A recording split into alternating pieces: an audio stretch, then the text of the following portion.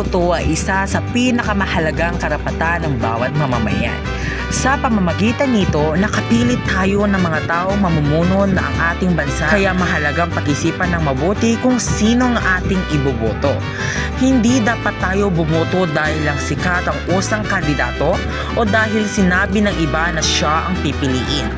Ang isang mabuting pinuno ay tapat, responsable at tunay na naglilingkod sa mga tao. Ang bawat boto ay may halaga.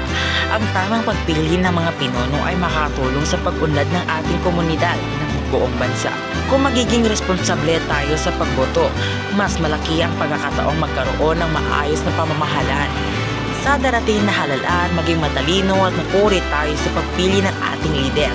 Isang boto lamang ang mayroon tayo, kaya gamitin natin ito ng tama para sa kakabuti ng ating kinabukasan ng ating bayan.